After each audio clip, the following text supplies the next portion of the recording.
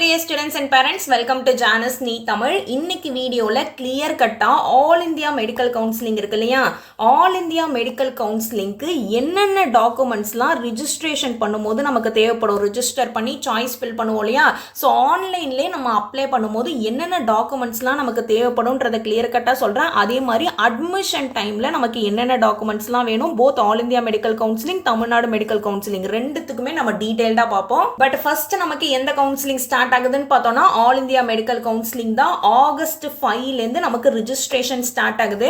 நிறைய பேர் என்ன கேட்டிருந்தீங்க அப்படின்னா, அப்ளிகேஷன் போர்ட்டல் ஓப்பன் ஆயிட்டா அப்படின்னு கேட்டிருந்தீங்க.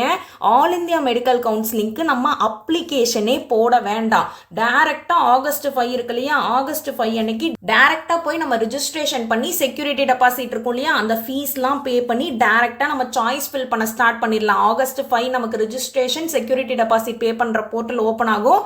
ஆகஸ்ட் 6 தான் நம்ம சாய்ஸ் ஃபில் பண்றதுக்கான டேட் ஸ்டார்ட் ஆகுது.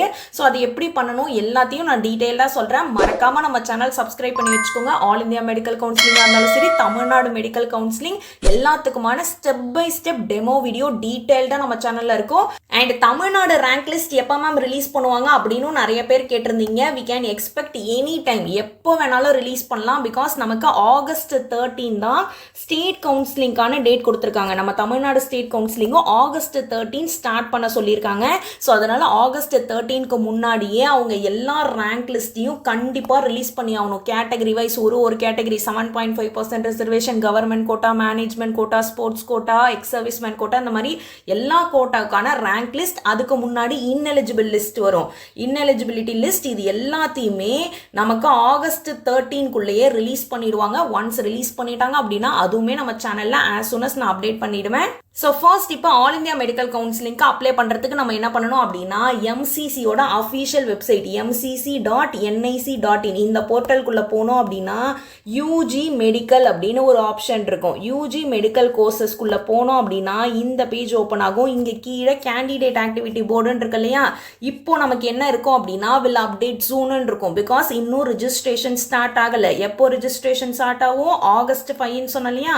ஸோ ஆகஸ்ட் 5 அன்னைக்கு நம்ம போய் பார்த்தோம் அப்படின்னா இந்த இடத்துல எப்படி இருக்கும் அப்படின்னா நியூ ரிஜிஸ்ட்ரேஷன் 2026 இருக்கு இல்லையா. ஸோ இந்த லிங்க் இருக்கும். இதை கிளிக் பண்ணோம் அப்படின்னா டைரக்டா நம்மளோட ரிஜிஸ்ட்ரேஷன் பேஜ் ஓப்பன் ஆயிடும். ரிஜிஸ்ட்ரேஷன் ஓப்பன் ஆகிறதுக்கு முன்னாடியே எப்படி இந்த மாதிரி ஷோ பண்ணுது அப்படின்னு நீங்க கேட்டீங்கன்னா, எம்சிசிலேருந்து அஃபீஷியலா இந்த வருஷம் கவுன்சிலிங் எப்படி நடக்கும் அப்படின்றதுக்கான சாம்பிள் ரிலீஸ் பண்ணியிருந்தாங்க. ஸோ அதுல இருந்து எடுத்தது தான் இது.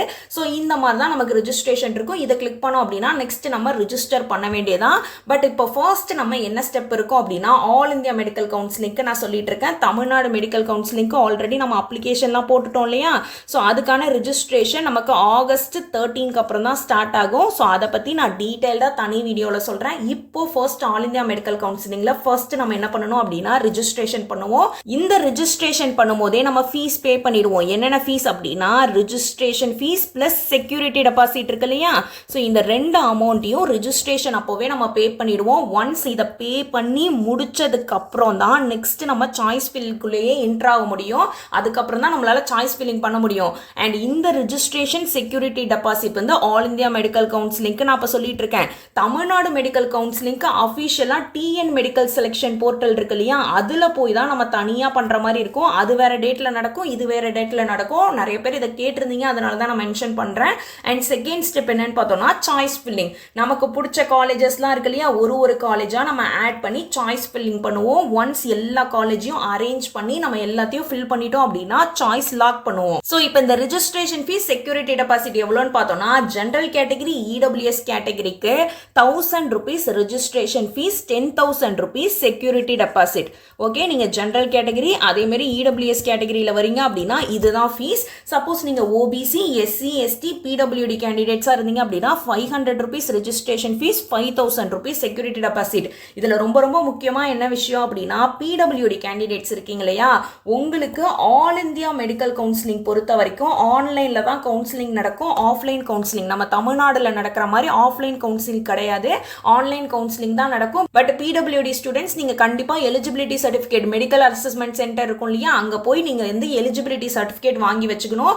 அண்ட் நெக்ஸ்ட் நீங்க டீம்டு யூனிவர்சிட்டிஸ்க்கு அப்ளை பண்ண போறீங்க அப்படின்னா எல்லா கேட்டகரியில இருக்கக்கூடியவங்களுக்கும் registration fees 5,000 rupees, security deposit 2 lakh. First registration அப்போ இந்த அமௌண்ட்டை நம்ம பே பண்ணதுக்கு அப்புறம் தான் நம்மளால சாய்ஸ் ஃபில் பண்ண முடியும். அண்ட் இப்போ ஆல் இந்தியா மெடிக்கல் கவுன்சிலிங் இருக்கு இல்லையா, இதோட ஸ்டார்டிங் டேட் நான் ஆல்ரெடி சொன்ன மாதிரி ஆகஸ்ட் 5லேருந்து 12th ஆகஸ்ட் வரைக்கும் தான் நமக்கு ரிஜிஸ்ட்ரேஷன் பேமெண்ட்டுக்கான டைம் கொடுத்துருக்காங்க.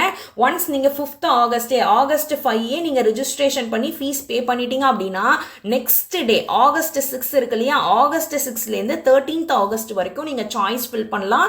ஒன்ஸ் சாய்ஸ் ஃபில் பண்ணி லாஸ்ட் டேக்குள்ளே நம்ம சாய்ஸை லாக் பண்ணிடணும். அதுக்கப்புறம் ப்ராசஸிங் ஆஃப் சீட் அலாட்மெண்ட், நீங்கள் சாய்ஸ் ஃபில் பண்ணீங்க இல்லையா, அதில் உங்களுக்கு சீட் இருக்கா இல்லையா, அலாட் ஆயிடுச்சா இல்லை நாட் அலாட்டடா, அந்த டீடைல்ஸ் எப்போ வரும்னு பார்த்தோம்னா 13th ஆகஸ்ட்லேருந்து 16th ஆகஸ்ட்குள்ள உங்களுக்கு தெரிஞ்சிடும்.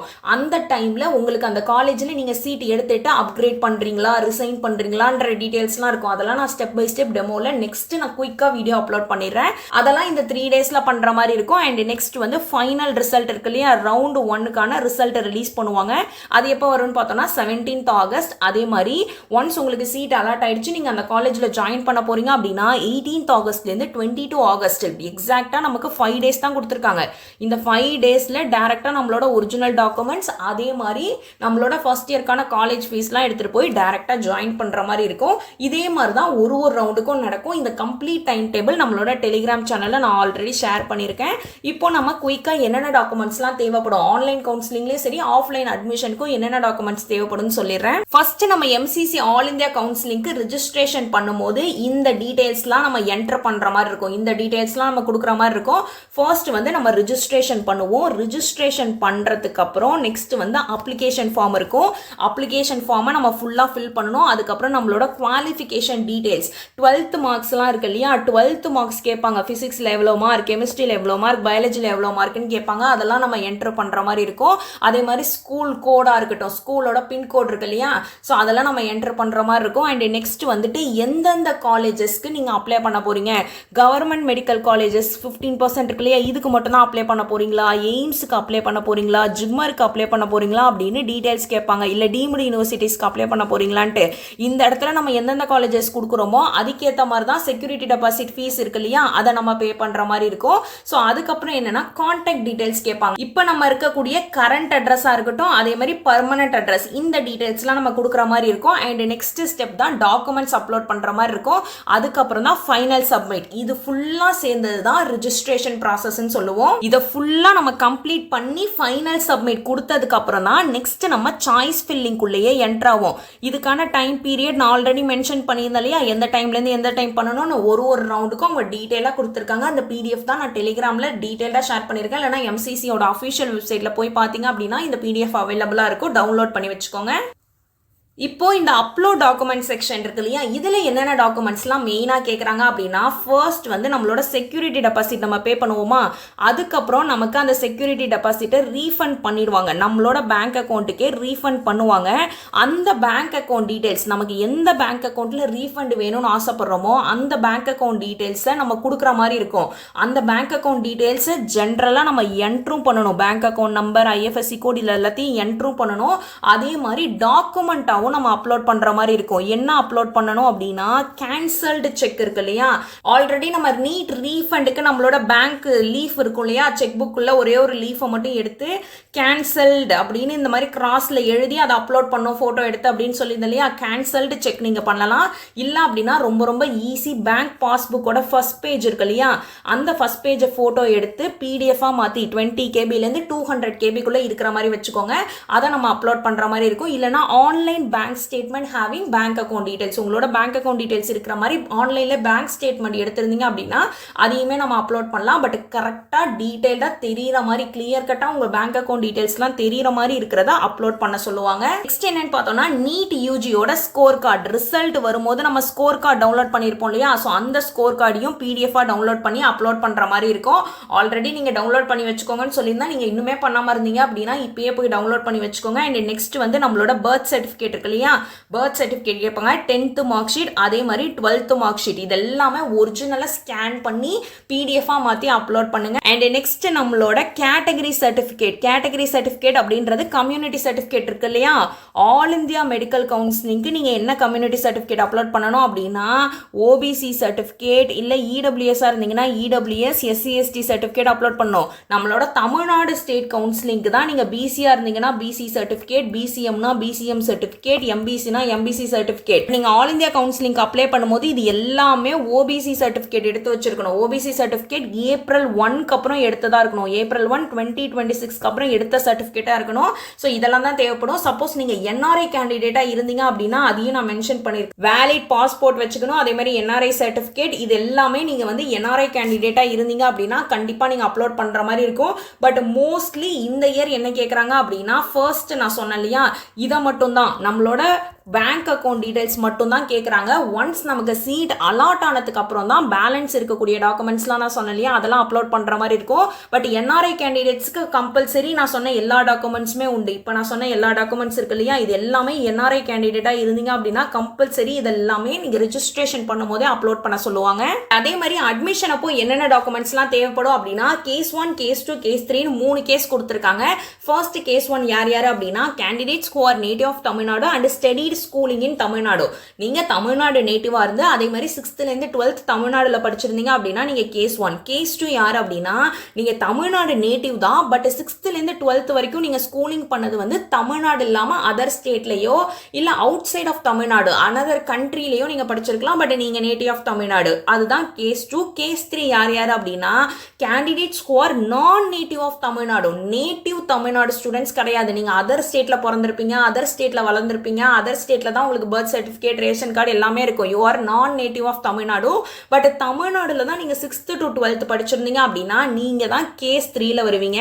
ஸோ யார் என்னென்ன டாக்குமெண்ட்ஸ்லாம் வச்சிருக்கணும் அப்படின்றத இங்கேயே டிக் பண்ணியிருப்பாங்க. ஃபர்ஸ்ட் என்னென்ன டாக்குமெண்ட்னு பார்த்தோம்னா, ஃபர்ஸ்ட் நீட் 2026ஓட admit card, 10th mark sheet, 12th mark sheet and TC transfer certificate இருக்கு இல்லையா. சப்போஸ் நீங்க இப்போ காலேஜ் படிச்சுட்டு இருக்கீங்க, இல்ல ஒரு டிகிரியே கம்ப்ளீட் பண்ணிட்டீங்க அப்படின்னா காலேஜோட டிரான்ஸ்ஃபர் சர்டிஃபிகேட்டையும் நம்ம சப்மிட் பண்ணலாம். அண்ட் நெக்ஸ்ட் நேட்டிவிட்டி சர்டிஃபிகேட், அதே மாதிரி கம்யூனிட்டி சர்டிஃபிகேட். யாரெல்லாம் கம்யூனிட்டி சர்டிஃபிகேட், ஓசி தவிர ஜெனரல் கேட்டகரி தவிர மற்ற எல்லாருமே கம்யூனிட்டி சர்டிஃபிகேட் அப்லோட் பண்ற மாதிரி இருக்கும்.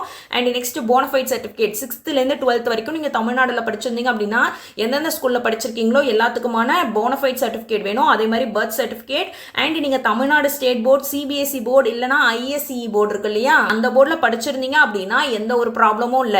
பட் அந்த போர்டு இல்லாம வேற ஏதாவது போர்டுல படிச்சிருந்தீங்க அப்படின்னா eligibility certificate from doctor MGR medical யூனிவர்சிட்டியில போய் நம்ம அப்ளை பண்ணி ஆன்லைன்ல அப்ளை பண்ணி எலிஜிபிலிட்டி சர்டிஃபிகேட் வாங்குற மாதிரி இருக்கும். அதே மாதிரி நீங்க ஸ்போர்ட்ஸ் கோட்டாலியோ இல்ல பிடபிள்யூடி கேண்டிடேட்டோ இல்ல எக்ஸ் சர்வீஸ்மேன் ஸ்பெஷல் கேட்டகரியில வரீங்க அப்படின்னா அதுக்கான சர்டிஃபிகேட்டும் நம்ம சப்மிட் பண்ணணும். அதே மாதிரி உங்களோட ஆதார் கார்டு இருக்கு இல்லையா, Aadhaar card as well as another ஏதாவது வேலிட் ஐடென்டிட்டி ப்ரூஃப் ரெடியா வச்சுக்கோங்க.